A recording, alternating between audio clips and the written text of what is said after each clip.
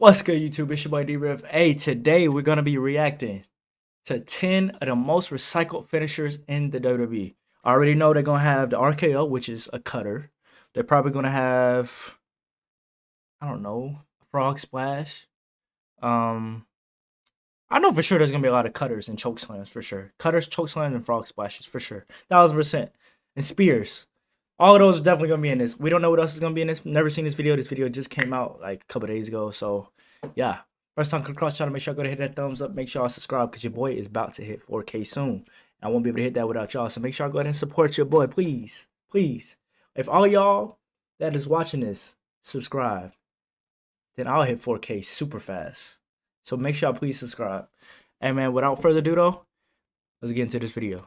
Iconic and beloved finishers in WWE. From the tombstone pile driver to the curb stomp, these finishers were perfect for the wrestler who used the move and eventually, over time, became synonymous with their character. Coming up with new and unique finishing moves is kinda hard. This has resulted in the majority of finishing moves being recycled and passed on. Has anybody else done the pop-up powerbomb? Why Kevin Owens stopped doing that? I ain't never seen nobody do a pop-up powerbomb before. Me personally, I've never seen nobody do that before. I never seen a haluba kick. Pop-up powerbomb, Superman punch is just a punch, but Superman punch, curve stomp. There's a lot of moves I haven't. 619. There's a lot of moves that I've never seen before. So I'm sure there's a lot. Like even when I watch the pro wrestling indie stuff, they got a lot of moves that I've never seen before, and I'm sure WWE doesn't allow it because it's probably unsafe. On to the next generation of WWE superstars. Let's see. Join us now as WrestleMania looks at 10 for Daily Mere Short. The famous has predominantly been used by 3 specific WWE wrestlers as a finishing move. The first wrestler was Marty Jannetty, but his version of the move often looked awkward upon execution. Yeah, no, I don't like the wrestler then who popularized the move during the Attitude Era was Billy Gunn. Gunn performed the move tremendously, as he was able to get extensive height on his leap, which always looked great on WWE television. Finally, Dolph Ziggler has adopted the move better, and now uses it as a secondary finishing move, often preferring the super kick or the zigzag finisher. Number 9. Pay Dirt. When Shelton Benjamin decided to abandon his popular T-Bone suplex finisher, fans were disappointed. Benjamin could hit the T-Bone out of nowhere. It was a perfect fit for his character. Benjamin, upon the retirement of the T-Bone as his finisher, began to use a move known as Pay Dirt. This move sees Benjamin perform a jumping reverse STO. The move pales in comparison to the T-Bone suplex, and the move relies on who else does that? I've seen that move before. With conviction. R-Truth would later adopt the move, renaming it as the What's Up, and then later rebranding the move as the Little Jimmy. Number 8. The Mandible Claw. Do that move before. The Mandible Claw is one of the more unique finishers ever presented in WWE.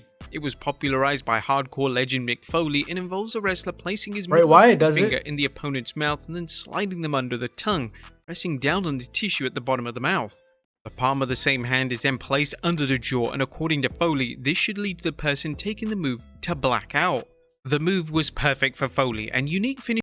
Does that actually make you black out though? I know they say don't try it at home, but I'm curious. Like, have any of y'all tried this move? Like, does it actually make you black out? Like, I would do it right now, but I really don't feel like putting my hands in my mouth. I don't know.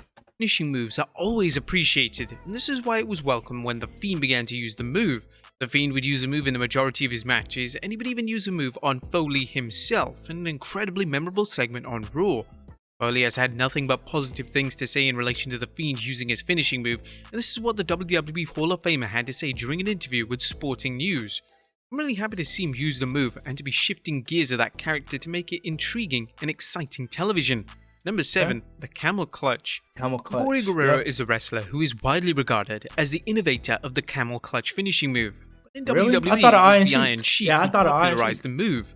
Since the Sheik used the move, numerous wrestlers have recycled the move as their finisher, with only a few of them having major success. Wrestlers such as Muhammad Hassan and Rusev have all used the move, but neither of them has ultimately reached the heights that the Sheik did with the submission hold. In fact, when a wrestler uses the move in modern-day WWE, it's appreciated if they offer a new take on the traditional move. This was seen with Veer, as his version of the camel clutch is known as the cervical clutch and looks incredibly devastating as Veer traps behind his back before locking in the sinister clutch. Number 6. The Master Lock.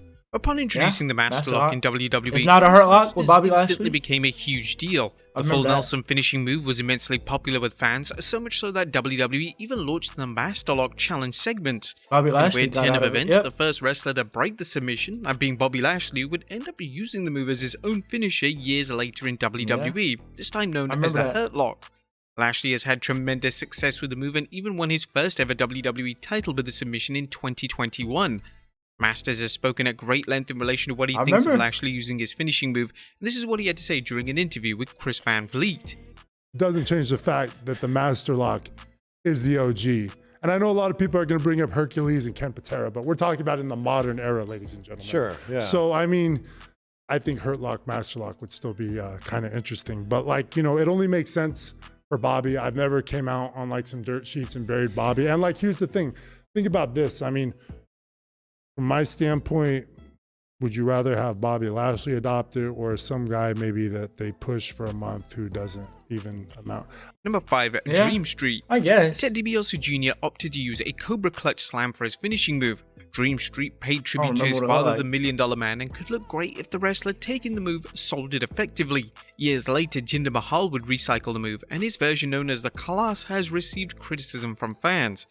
The problem is that Mahal was WWE's resident jobber, and when he was propelled into the main event scene, his finishing move just wasn't appropriate for a main event level star. remember as when he Mahal was- rarely when he ever was a won a match jobber. with the move. Mahal's With Drew version McIntyre. often looks awkward as he sometimes struggles to perform it correctly, leading to some fans suggesting that Mahal introduces a brand new finishing move into his arsenal. Number 4, The Breakdown. The first ever WWE What's the Undisputed Champion Chris Jericho is the king of evolution. Over his decorated career, Jericho has added several key moves I ain't gonna lie, Jericho has done a lot of things in his career. The Lion Saw, the Cold Breaker, the Walls. He now has the Judas effect. Like, I don't know. Jericho does have a lot of to his moves. arsenal, including adding brand new finishing moves. In 2001, Jericho introduced a new finishing move known as the Breakdown. This was a full Skull- Nelson facebuster, and Skull Jericho crushing even finale, won his it looked first like. world title with the move when he defeated The Rock at 2001's No Mercy event.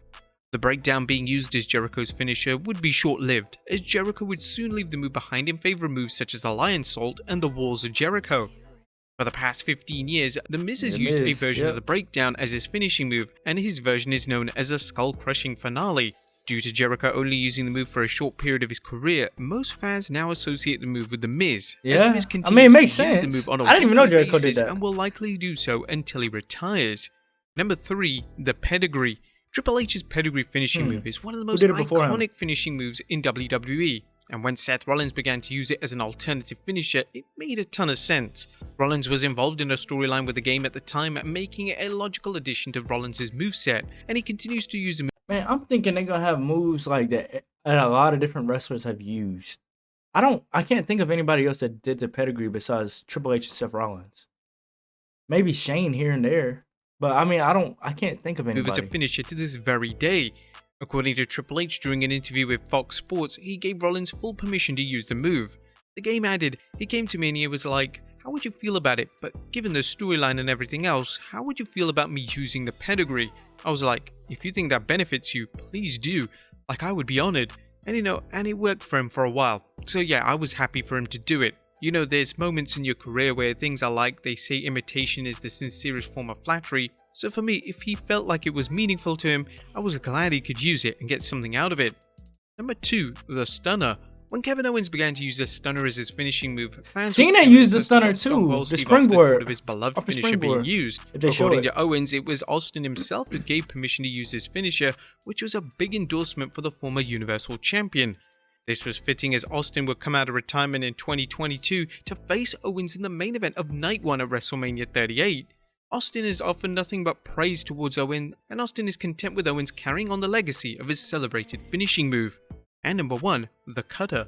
Johnny Ace is Yeah, widely the Cutter. regarded as That's the what I'm saying, inventor the of Cutter is Cutter definitely finishing move. But over the past a top 20 years, the Cutter used has move. become one of the most popular finishing moves in WWE thanks to Randy Orton.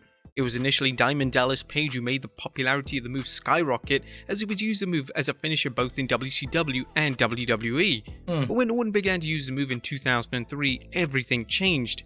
Orton executed the move perfectly and he was able to hit it out of nowhere, making it one of the most exciting finishers that exist today. It was DDP himself who gave Orton permission to use the move as he was getting set to retire, and Orton was without a substantial finisher.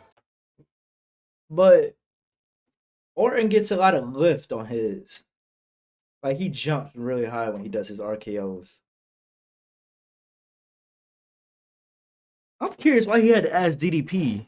DDP wasn't even the first person to do it. They just said that. They said he made it the most famous, but it wasn't even his move. So why I gotta ask you for me to use your move? For me to use a move that you did too from somebody else. Matt Riddle has also recycled a move and now uses an Oh my RKO gosh. as his finisher. This is mainly because he's one half of RK Bro, so it'll be interesting to see if Riddle continues to use the move when the duo inevitably breaks up. But there you have it, folks. 10 I thought it was gonna be more on here, man. They should have had the spear on here. They needed some of those power bombs, like the last ride, like all those kind of moves. Those power bombs, those definitely aren't on here. Choke slams should definitely be on here. Spears should definitely be on here. How many people did a spear? It's a lot of different wrestlers that has done a spear. Edge, Goldberg, Bobby Lashley, Roman. It's a lot of people that has done a spear. So I don't understand why the spear. Batista had a spear. I don't know why the spear is not on here. But look, anyway, let me know how y'all feel. Let me know which one to react to next down below in the comments. But hey, man, without further ado, like the video, subscribe if you're new. It's your boy D River, man. I'm out.